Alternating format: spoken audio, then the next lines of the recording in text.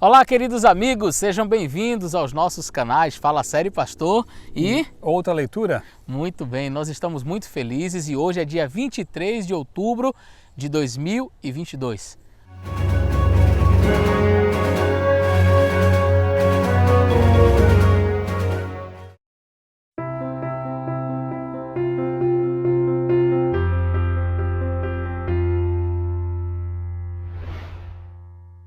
Nós estamos em um lugar muitíssimo especial. Esta é uma data também muito significativa. Um dia depois do grande desapontamento ocorrido em dia 22 de outubro de 1844, aqui neste lugar, Deus estava trabalhando na mente de uma pessoa e lançando os fundamentos de uma doutrina basilar na Igreja Adventista do Sétimo Dia, a doutrina do santuário. Onde nós estamos, Excelência? Estamos em Clifton Springs, próximos de Port Gibson. Aqui viveram Hiram e Esther Edson, personagens muito importantes na história do Adventismo. Espero que você tenha visto já o nosso vídeo sobre Guilherme Miller. Estivemos dias atrás na fazenda de Miller. Ali nós fizemos um documentário sobre a história de Miller.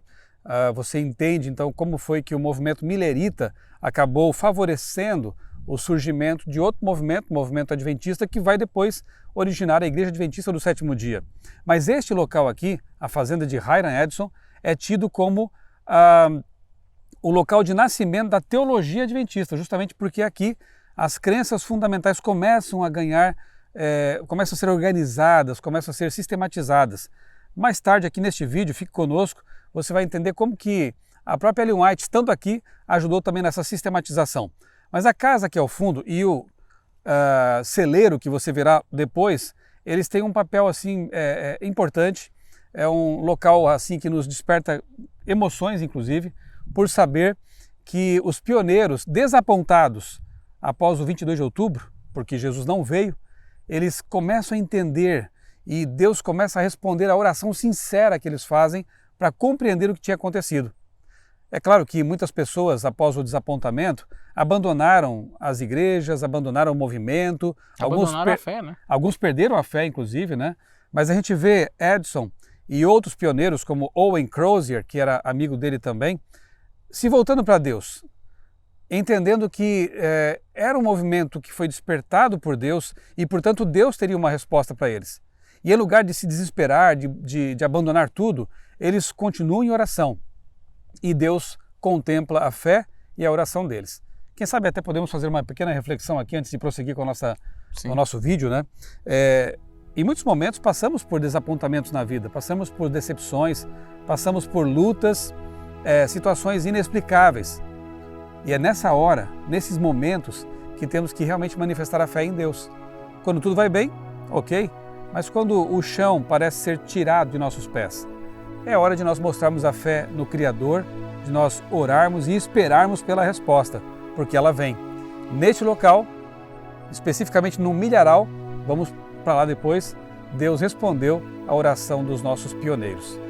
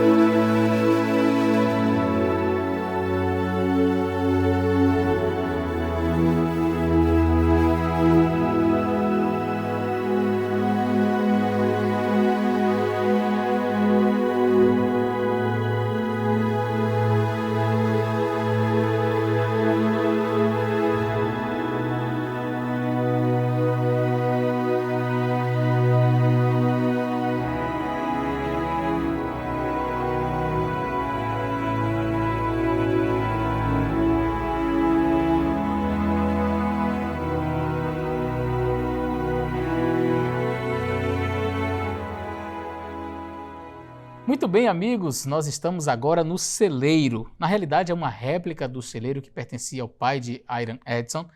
E foi aqui que, depois do desapontamento, em sua tristeza, mas ainda confiança em Deus, ele veio buscar forças, ele veio orar.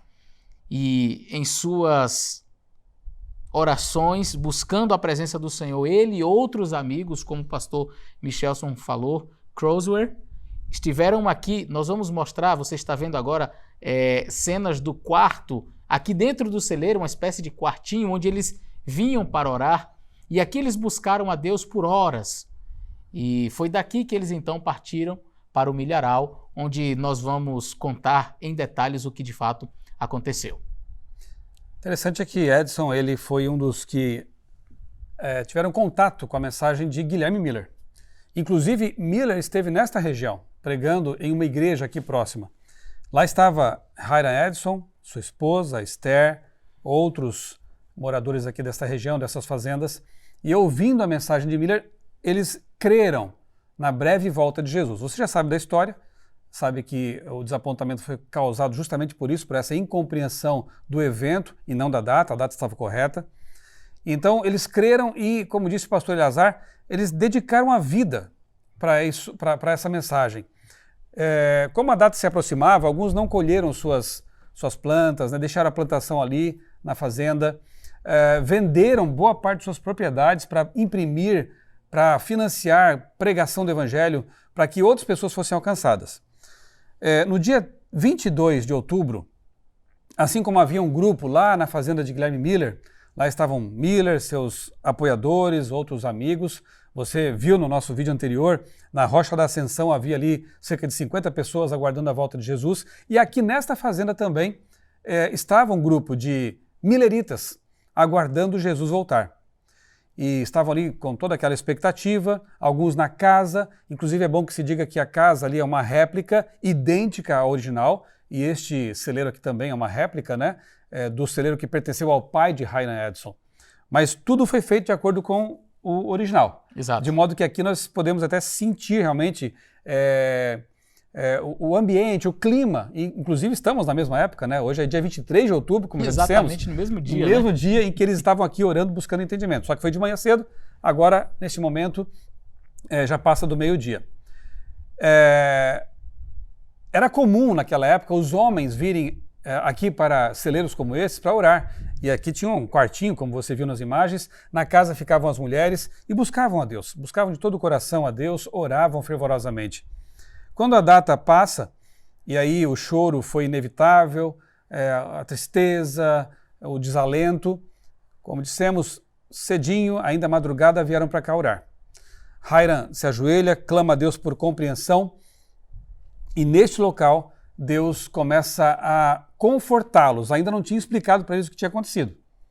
No milharal é que a visão vai acontecer ali, o entendimento, né, o insight sobre o que acontecia no céu é que Deus concede para eles lá. Mas ainda iremos para aquele local. Aqui, Deus começa a confortar o coração deles, a dar a certeza de que a resposta viria. E Deus é assim, né? Ele nunca abandona seus filhos sinceros. Com certeza ele não deixaria essas pessoas que amavam tanto a vinda de Cristo, assim, haver navios, né?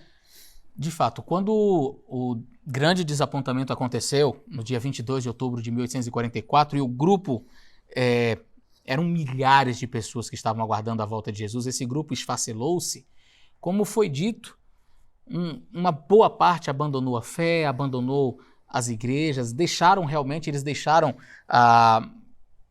de acreditar na palavra de Deus, e deixaram de acreditar que existia um céu, sabe? Os cálculos estavam todos certos, então, sabe, tudo isso é uma ilusão, mais um conto de fadas. Mas outros grupos continuaram marcando datas, né? Não, talvez a data estava errada, então Jesus vai voltar dia tal. E esses grupos também foram perdendo a força e desapareceram. O grupo menor, porque aí nós temos o que nós dizemos, né, sempre quando falamos do desapontamento, nós tínhamos o grupo que dizia que a data estava certa e o evento errado, o grupo que dizia que o evento estava certo e a data errada, e o grupo que dizia que a data e o evento estavam certos. Tinha um grupo que dizia assim, não, Jesus voltou. E foi no dia 22 mesmo, você não viu não? Não vi, é porque ele voltou espiritualmente. Aí ele voltou no seu coração. Se você recebeu, está salvo. Se você não recebeu, você já está perdido. A porta da graça fechou-se. Então veio a doutrina da porta fechada e, sabe? Mas entre estes, o grupo que dizia que a data estava certa, mas o evento é que estava errado, era o grupo menor. Pessoas como Iron Edson, o pastor Joseph Bates, e aí pouco depois Tiago White, Ellen White, um grupo muito pequenininho de pessoas que disseram, vamos voltar para a Bíblia, vamos estudar a Bíblia, vamos orar. E este grupo que dizia assim, não, a data foi correta, os cálculos não estavam errados, mas o evento não era a volta de Jesus. Aí o pessoal dizia, isso aí não vai para lugar nenhum, que essa teoria é uma teoria maluca, como assim? E aí, quando Iron Edson tem o entendimento, a compreensão deste assunto, e este grupo pequeno aceita, todos os outros da região rejeitam e dizem, não, isso não vai para lugar nenhum. Hoje já somos mais de 20 milhões no mundo, a Igreja Adventista então tem as suas bases na doutrina tão importante que é a doutrina do santuário lançadas aqui. Eu queria ainda considerar com vocês algo muito importante que o pastor Michelson falou, que enquanto eles estavam exatamente num local como este, nesta região aqui mesmo, orando, o conforto veio. E talvez, querido, você que tem passado por dificuldades, talvez você não tenha a resposta imediata. Veja, a resposta veio para Iron Edson naquele mesmo dia 23, mas não chegou para Joseph Bates no dia 23, não chegou para Tiago White no dia 23, não chegou para Ellen White no dia 23, não chegou para vários outros que estavam na época do desapontamento, que estavam ali aguardando a volta de Jesus e que vieram a ter conhecimento deste assunto tempos depois. A resposta não veio para eles. Veio sim para aquele que estava buscando, mas tão certo como Edson teve o conforto, sabe, a paz em conversar com Deus, estes outros espalhados em vários locais aqui dessa região também tiveram, porque o relato nos dá conta de que todos eles voltaram-se para a Bíblia, começaram a orar e buscar de Deus o entendimento. Deus revelou a Iron Edson nessa região e posteriormente este conhecimento veio para os demais, mas eles também sentiram conforto ao buscar na palavra de Deus respostas e principalmente na oração. É maravilhoso perceber como Deus trabalha o tempo todo nos bastidores muitas vezes e usando pessoas diferentes. Quando Hiram Edson, Crozier, seu amigo, né, Owen Crozier, compreendem o que eles vão compreender depois do milharal, nós vamos explicar lá então esses detalhes, eles querem compartilhar isso. Não tinha dinheiro para publicar livros, nem revistas, nem panfletos, no máximo alguns panfletos. Então o que o Edson, juntamente com a esposa, decidiram? Vender a prataria do casamento deles. Venderam esse pequeno tesouro, né, tão valioso do casamento, para poder publicar panfletos explicando ali, com artigos, né, aquilo que Edson tinha compreendido com relação ao Santuário Celestial. Esses panfletos foram espalhados, essas revistas foram espalhadas. Várias pessoas foram gratas a Edson, Crozier, pelo fato de receberem essa luz, esse entendimento sobre o que havia acontecido em 22 de outubro de 44. Uma pessoa que recebeu esse panfleto, né? Foi, eu acho que você ia falar inclusive, né? Inclusive o pastor Bates. Joseph Bates, né? Pastor Joseph Bates. E você sabe, é o precursor do sábado. Veja, Hiram Edson entende a questão do santuário. Joseph Bates, a questão do sábado. Miller, o precursor de tudo, né? A volta de Jesus. Olha como Deus vai abençoando. Depois é Ellen White e o núcleo formador da Igreja Adventista. Quando Bates sabe dessa compreensão nova, ele viaja. E vejam, ele vem de Massachusetts, né? Port Gibson, e vem para cá. É uma viagem longa. Nós levamos 5 horas para viajar de Waterbury, Connecticut para cá. Para cá, né, onde estamos ali realizando uma série de pregações, levamos 5 horas de carro. Imagina naqueles tempos, né, a pessoa viajar de carroça todos esses quilômetros por amor à palavra de Deus. Eles deixavam tudo, dedicavam tempo, desprendidos, eles dedicavam os seus tesouros para a pregação do Evangelho e para compreender mais a palavra de Deus. Quando Bates chega aqui nessa localidade, ele se reúne com Hiram Edson, com a família, com Crozier, e aí é interessante, né, porque algum escritor que eu estava lendo diz assim, que ele trouxe, sem querer, um panfleto sobre o sábado, porque esse grupo aqui não compreendia ainda a mensagem do sábado. Então ele ouve a explicação do santuário e puxa o folheto e começa a ler sobre o sábado. Eles compartilham o entendimento. E aquele grupo, sincero que era, Edson, sua família e os demais, aceitam a mensagem do sábado. Por isso que essa fazenda é tida como o berço, o local de nascimento da teologia adventista do sétimo dia. Olha que coisa interessante. Eu estava falando com o pastor Michelson agora há pouco, enquanto estávamos ali dentro da casa do Hiram Edson, assistindo um documentário, e ali eu comentava com ele o seguinte: o fenômeno ocorrido antes de 22 de outubro de 1844 persiste pós 22 de outubro. E de que fenômeno eu estou falando? Antes do dia 22 de outubro de 1844, como disse o pastor Michelson, as pessoas vendiam suas propriedades.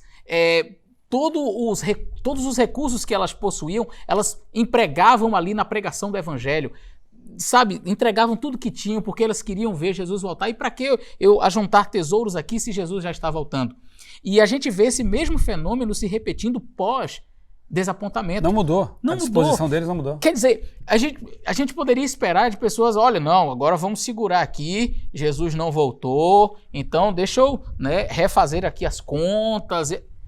O que Hiram Edson faz imediatamente após ter a convicção, o entendimento correto do que havia acontecido ali no dia 22 de outubro? Ele faz um jornal, ele escreve um jornal, e nesse jornal, que é enviado para várias partes, como ele não tinha recursos, o pastor Michelson já nos deixou essa informação preciosa. Eles venderam, ele e a esposa venderam toda a prataria. Mais que isso, para continuar pregando o Evangelho e ainda sem recursos, mesmo depois de vender a prataria, o que eles fizeram? Venderam a propriedade. Venderam a propriedade, venderam aqui o celeiro, venderam a casa, venderam tudo. A Igreja Adventista comprou depois. 20 anos atrás. Olha, eram 56 acres e a Igreja Adventista já conseguiu comprar de volta em torno de 17. Para vocês terem uma ideia, eles venderam tudo, mas para quê? Para que a mensagem fosse proclamada. Como disse o pastor Michelson, muitas pessoas que estavam ali desalentadas, desconsoladas, mas não queriam perder a fé. Muitos foram embora, largaram tudo, mas havia pessoas que estavam ali, puxa, não tem uma explicação. Quando leram, agora sim, agora faz sentido, agora nós compreendemos. E eles entenderam que valia a pena vender tudo, se possível, para pregar o Evangelho. Que lição para nós, não é? Sem dúvida. Pastor, falta contar também de uma outra pioneira que esteve aqui.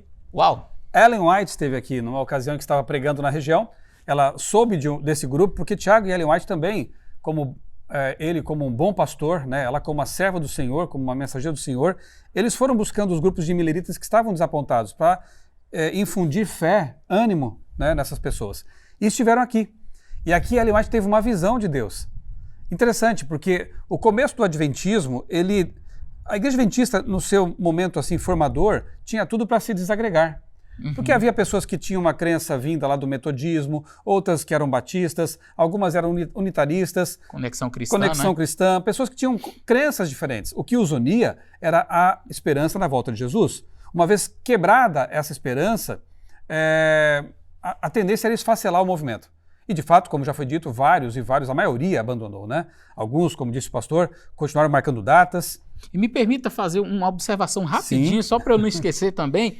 Um elemento que poderia fazer com que o movimento desagregasse e estivesse realmente esfacelado, poderíamos citar aqui a questão da geografia, porque é muito fácil você ter assim, o grupo de Miller que estava na região está unido, o grupo aqui está unido, mas a gente percebe que o grupo foi formado de pessoas, vem Ellen White de lá, vem Bates de Massachusetts, vem o outro, quer dizer, eles receberam o jornal e as pessoas começaram a vir e se unir. Geografia e crenças diferentes. Né? Exato. Então a tendência era o esfacelamento. E a visão que Ellen White tem aqui, veja que maravilhoso é o nosso Deus, né? Foi justamente sobre a unidade. Manter a coesão, a unidade. E é maravilhoso ver que até 1863, quando a igreja é oficialmente organizada com esse nome, Adventista do Sétimo Dia, com uma estrutura, Deus vai trabalhando na unidade de crença, de propósito desse movimento. O inimigo sabia que aqui neste local estava nascendo um movimento poderoso, profético, porque se você ler com atenção, o verso após, né, o texto que diz que a mensagem assimilada seria doce na boca, mas amarga no estômago, e vem o desapontamento, o verso seguinte, o verso 10, diz: importa que ainda pregues a todo o mundo, a povos, nações, línguas. Ou seja, estava profetizado o desapontamento, mas também a continuação da mensagem, da missão de pregar as profecias a todo mundo. Então, o inimigo sabia que neste local, nesta fazenda, estava nascendo um movimento poderoso. E o detalhe interessante, nós vamos falar disso ainda neste vídeo, continua aí, tem muita coisa interessante para a gente mostrar. Num raio de cerca de 10 quilômetros, muito perto daqui, e veja, a fazenda está bem no meio. Nós temos para um lado Hydesville, e nós vamos lá daqui a pouco mostrar o local de nascimento do moderno espiritualismo, do espiritismo, negando uma crença fundamental bíblica e adventista, o estado do ser humano na morte. Noutra direção, mas também numa distância de mais ou menos 10, 8 quilômetros, está ali o local em que o dito profeta, né, Joseph Smith, nós cremos que um falso profeta, com todo o respeito a quem o segue, mas ele não tem as credenciais bíblicas para ser um profeta verdadeiro, ele então tem um encontro com o suposto anjo Moroni e começa um movimento também profético, digamos assim. Não muito longe daqui também está Seneca Falls. Numa igreja metodista acontece uma reunião de mulheres e ali nasce o feminismo, que embora né, tenha seus motivos históricos, mas acaba negando a palavra de Deus, negando especialmente, como alguns têm feito hoje, a historicidade e factualidade do relato da criação em Gênesis. Tudo aqui perto. E na mesma época. Na mesma época, na mesma geografia. Veja, Seneca Falls, a reunião acontece em 1848. Hydesville, as pancadas misteriosas na casa da família Fox, 1848, está na placa lá, embora alguma coisa aconteça um pouco antes e vamos explicar depois lá, né? Sim.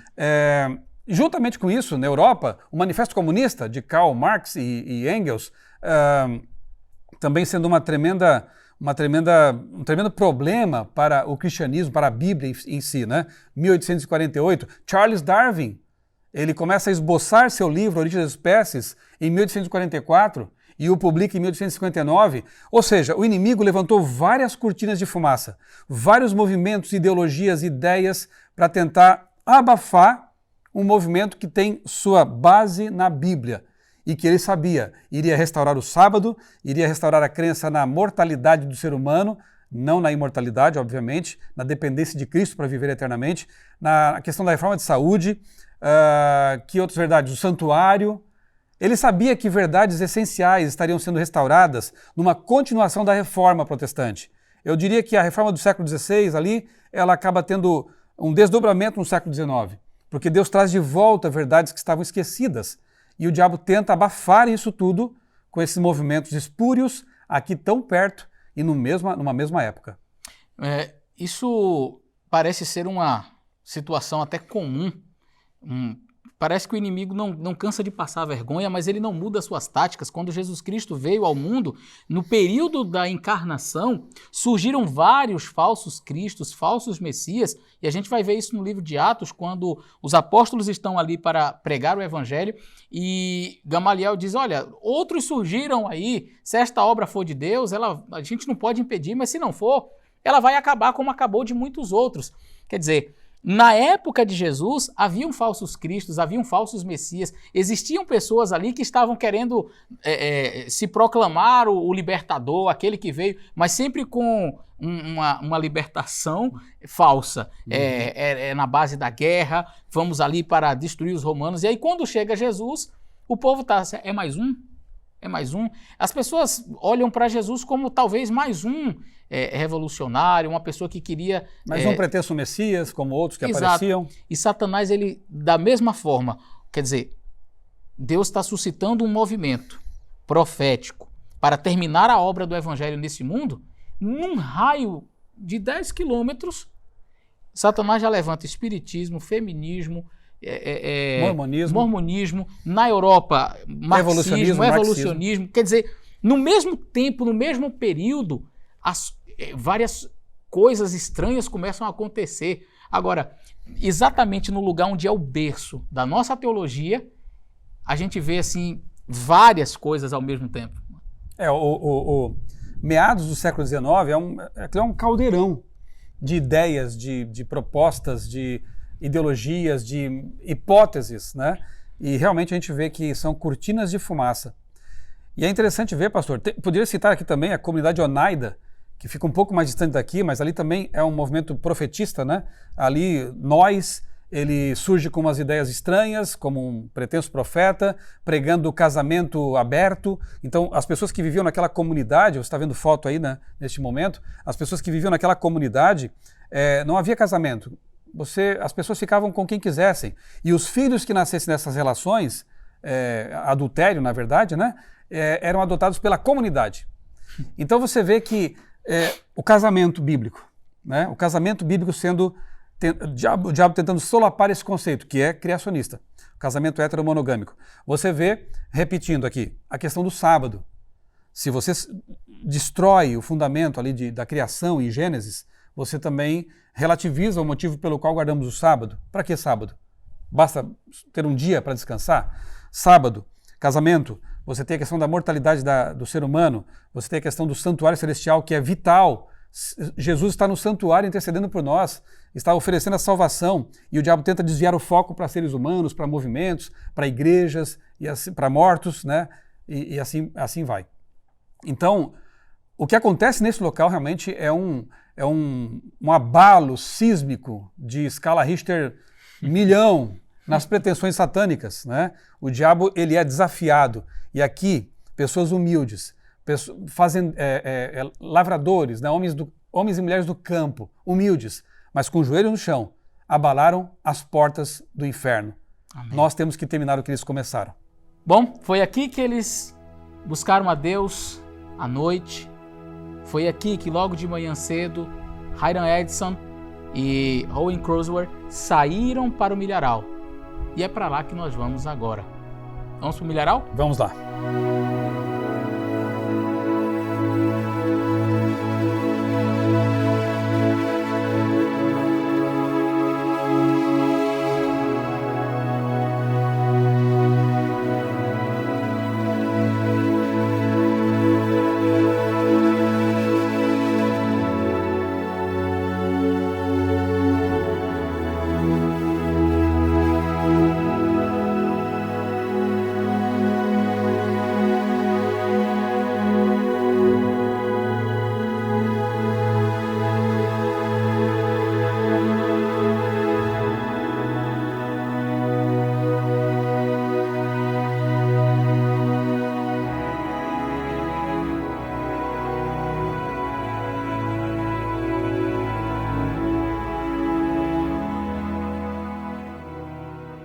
E foi aqui, no milharal, que Hiram Edson e seu amigo Owen Crozier, tiveram finalmente a compreensão do que havia acontecido. Na verdade, primeiramente, Hiram Edson compreendeu.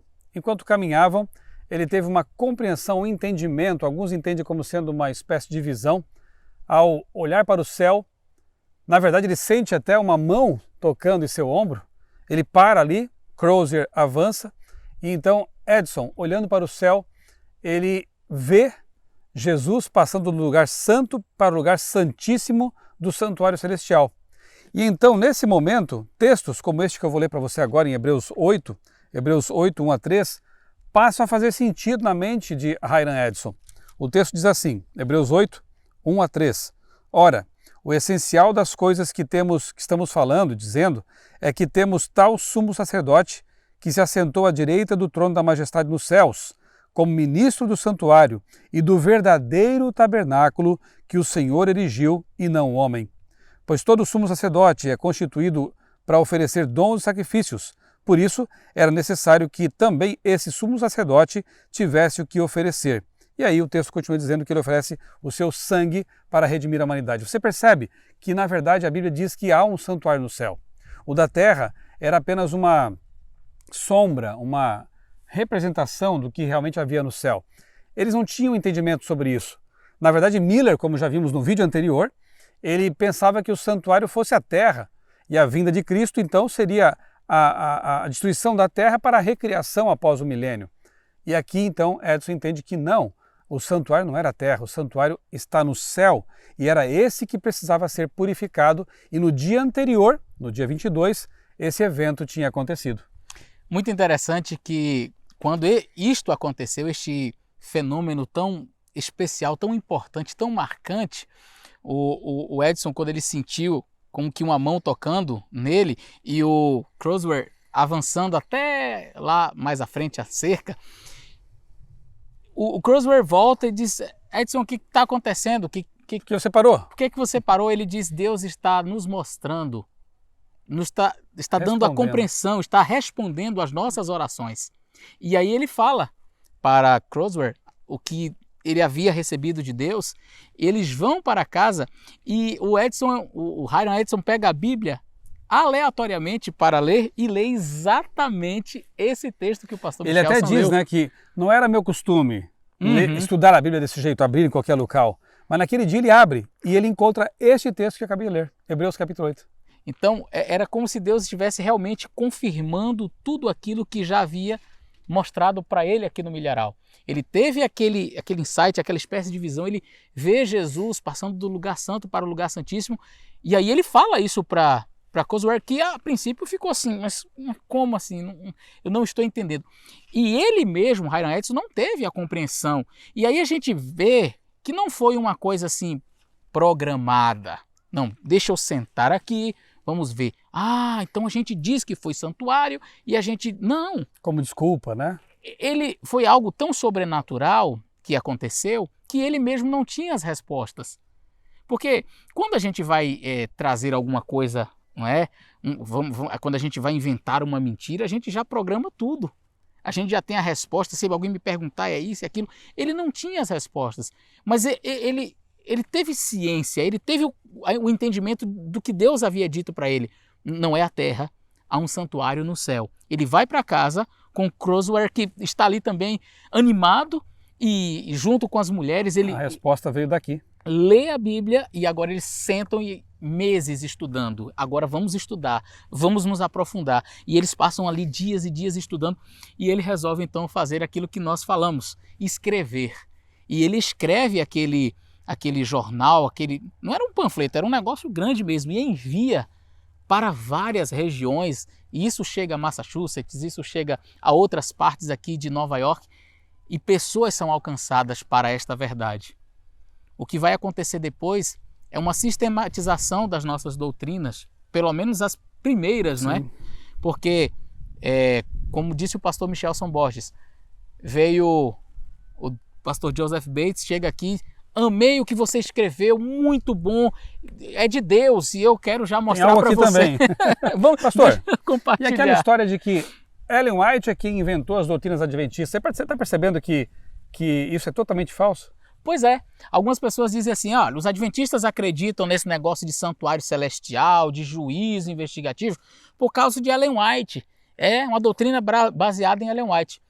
Isso demonstra, com todo respeito, mas demonstra uma ignorância absurda. Uma ignorância sem tamanho. Por quê? Porque Ellen White, na realidade, nem sabia de um santuário celestial, da passagem de Cristo do lugar santo para o lugar santíssimo, quando aqui neste lugar, Deus já estava mostrando para Hiram Edson e Croswell a resposta. Ellen White não tinha ideia de que o sábado era o dia do Senhor, ela nem sonhava de que o sábado era o dia do Senhor, o sétimo dia da semana, quando Deus já estava revelando para Joseph Bates acerca disso. Ellen White nem tinha noção de que alimentos imundos como a carne de porco, camarão e outros alimentos não deveriam ser consumidos, quando Deus já estava revelando para o próprio pastor Joseph Bates, inclusive, que recebeu uma repreensão dela. Olha, se Deus quisesse revelar alguma coisa, ele não ia mostrar uma pessoa só, mas ao grupo. Aí Deus chega para ele e diz: pois então, deixa eu dizer, ele está certo, viu? Você pode refazer aí. Então a gente vai perceber que as nossas doutrinas, elas não foram baseadas em uma a pessoa apenas como Ellen White recebeu tudo e diz: agora vocês têm que seguir tudo isso daqui. Na realidade, um pioneiro ali, o outro lá, um em Nova York, outro em Massachusetts. São fruto de estudo da palavra de Deus, estudo Exato. bíblico. Sim, né? Sim, todos eles buscando, depois do desapontamento, todos eles continuaram a buscar, todos eles continuaram a orar, ler a Bíblia, e aí Deus foi dando a compreensão a um, a outro, e impressionantemente, estas pessoas saem de longe, como já foi falado aqui, de Massachusetts, de outras regiões, e eles vão se encontrando, eles vão, o que os unia, o desejo de ver Jesus voltar, mas o desejo profundo de compreender as Escrituras, este desejo fez com que esses homens e mulheres estivessem unidos num só propósito. Qual foi o resultado disso? E aí, Ellen White vem aqui em 1848, e ela tem uma visão de Deus falando sobre essa questão da unidade. Ela diz: precisamos nos unir, precisamos organizar estas ideias, precisamos ter uma espécie de corpo doutrinário. E é aí que este pequeno grupo que aceita o sábado, que aceita a questão da alimentação, que aceita a justificação pela fé, que aceita o santuário celestial, este grupo começa então agora de forma unida e organizada a crescer. Em 1863, então, nós temos a Igreja Adventista surgindo como uma organização. É organizada a Igreja Adventista em 1863, mas até então nós tínhamos um grupo de pessoas unidas com um propósito: aguardar a volta de Jesus, ler a palavra de Deus ali, aguardando a volta de Jesus e buscando fazer o melhor através da oração, através da leitura da palavra de Deus. 1848 ela esteve aqui, né? Nunca é demais lembrar que é uma data em que surgem movimentos que, ao contrário do que a profetisa de Deus pregou, viu na visão aí, unidade em torno da verdade, movimentos que pregam o esfacelamento pela mentira. Então, assim, o contraste é muito grande. Outra coisa, pastor, que podemos... um paralelo que podemos traçar também em relação à história de Hiram Edson e Owen Crozier, que passam por aqui, é com os discípulos de Emaús. Né? O Dr. Mervyn Maxwell, inclusive, em seu livro A História do Adventismo, tem um capítulo em que ele fala exatamente sobre isso. Se você acha que um desapontamento é um evento vergonhoso para explicar o surgimento de um movimento e uma igreja, pense na cruz. Os discípulos e multidões que haviam sido alimentadas por Jesus, porque era alguém que dava pão e peixe de graça, né? Então multidões o seguiam. Quando Cristo, o Messias, é crucificado, a imensa maioria o abandonou. Multidões que foram alimentadas agora escarneciam do Messias morto na cruz. Eles não tinham a ideia de um Messias morto, de um Messias crucificado como um malfeitor, como se fosse um malfeitor. A ideia deles, na mente deles, a ideia assim, construída, idealizada, era pregada pelo judaísmo. Sim, de um Messias sentado num cavalo branco, entrando ali em Jerusalém, expulsando os romanos e restabelecendo o trono de Davi. Então eles tinham idealizado o Messias. Não foi culpa da palavra. Na verdade, 9 meses antes de Cristo morrer, ele foi enfatizando isso. Importa que o Filho do Homem compareça diante das autoridades, seja maltratado e finalmente morto por elas. E os discípulos não quiseram compreender e insistiram nesse programa que eles haviam traçado mentalmente. Na realidade, se os próprios discípulos e os líderes judaicos tivessem feito o que Guilherme Miller fez e os nossos pioneiros fizeram, estudando as mesmas profecias Daniel de Daniel 8:9, Isaías 53... teriam a compreensão de que Jesus, o Messias, estava para vir naquele tempo, e pessoas humildes naquela mesma época esperaram o Messias. Pastores em Belém que talvez não tivessem toda a compreensão, mas aguardavam o Messias, estavam falando do Messias, e aí a gente vai perceber uma profetisa na época de Jesus, uma profetisa por nome Ana, que estava ali no templo, e também tinha um Simeão, ou era Simão, que estavam ali no templo. Estes, quando recebem Maria e José, que vai ali para apresentar Jesus, recebendo a revelação prévia do Espírito Santo, ao tomar Jesus nos braços, diz: olha, agora eu posso morrer em paz, porque os meus olhos contemplaram a salvação. Os sacerdotes ali nada sabiam, mas tinham um grupinho de pessoas que sabia. A época chegou, o Messias está aí, ele nasceu. Então quer dizer, da mesma forma que foi profetizado o nascimento do Messias, foi profetizado o seu batismo. A unção de Cristo, desce o Espírito Santo em forma de pomba, o Pai fala do céu, confirma, esse é o meu filho, a Trindade ali perfeitamente sendo, aparecendo para a humanidade, se revelando à humanidade, o Pai, o Filho e o Espírito Santo ali de maneira clara se revelando à humanidade, e poucas pessoas ali entenderam, gente, acabou de cumprir-se até o ungido, o príncipe, 7 semanas e 62 semanas, quer dizer, a profecia se cumpriu e pouquíssimas pessoas ali tiveram a compreensão, talvez João Batista. Aí vem na metade da semana, o Messias será tirado. O que seria isso? A morte de Cristo. Fará cessar o sacrifício. Por que fará cessar o sacrifício? Porque ele morreu. Daniel 9, 24 a 27 foi destrinchado e os discípulos lá esperando um Messias que viesse para detonar com os romanos, agora estão desapontados. Por quê? A data estava errada? Não. Os cálculos estavam errados? Não. Eles esperavam de maneira errada o Messias. E assim como houve um desapontamento com a cruz, houve um desapontamento em 1844. Tem um detalhe interessante também, né? A própria entrada triunfal. Sim. Jesus, ele entra, mesmo sabendo da incompreensão deles, mas havia chegado o tempo, a plenitude do tempo. Então, ele entra em Jerusalém, cumprindo a profecia de Zacarias. Na cruz dele é colocada uma placa, nada é por acaso, uma placa que naquele tempo era quase um outdoor, né? Escrito em 3 línguas, que todo mundo podia ler, né? O latim, grego, hebraico, todos podiam ler. É o rei dos judeus. Como assim rei dos judeus? Muitas pessoas pararam diante daquela placa e começaram a pensar, quem é esse?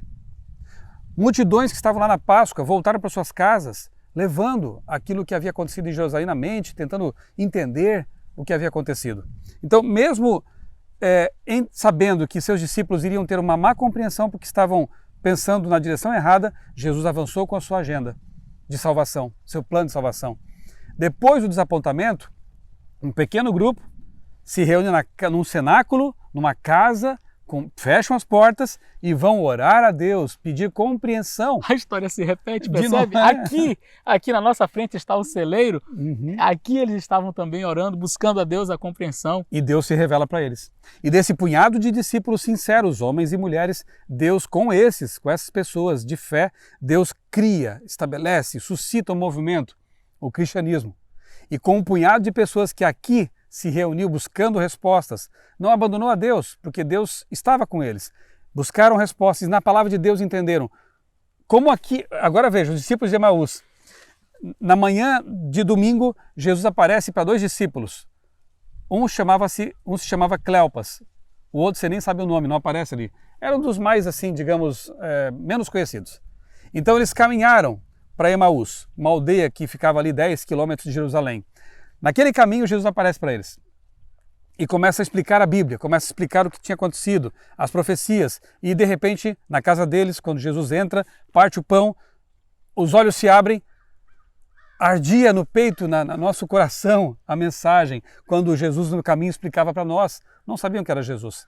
E olha, aqui no Milharal, Jesus explica como, desde o Antigo Testamento, começando com Moisés, e como que o Filho do Homem deveria padecer, ou seja, Jesus dá a compreensão correta da profecia. E no Milharal, Cleopas, do século XIX, né? Hiram Edson e seu amigo, menos conhecido ainda, Crozier, caminhando pelo Milharal, tiveram a compreensão, Hiram Edson teve a compreensão da verdade que estava na palavra, mas eles não tinham compreendido. Então os paralelos são muito interessantes e desse grupinho aqui nasce então um movimento poderoso que nós cremos de todo o coração. Vai terminar a pregação do Evangelho em todo o planeta. Amém. Vai levar avante essa mensagem de salvação e de juízo para que as pessoas possam se preparar e ter o privilégio de conhecer a palavra de Deus a fundo e encontrar Jesus em breve quando ele voltar nas nuvens dos céus. Amém. Querido, que Deus abençoe muito você. Nós ficamos muito felizes em compartilhar a nossa história, o princípio da nossa história com você. Esperamos que essa história do início do nosso movimento, da base teológica da nossa igreja, surgindo neste ambiente, possa ter, aquecido o seu coração e faça com que você não somente compartilhe com outras pessoas o vídeo, mas esteja também almejando a volta de Jesus, como estes homens almejaram, como eles pregaram, como eles viveram, como se fosse o último dia, cada dia, pregando a volta de Jesus até que ele pudesse voltar.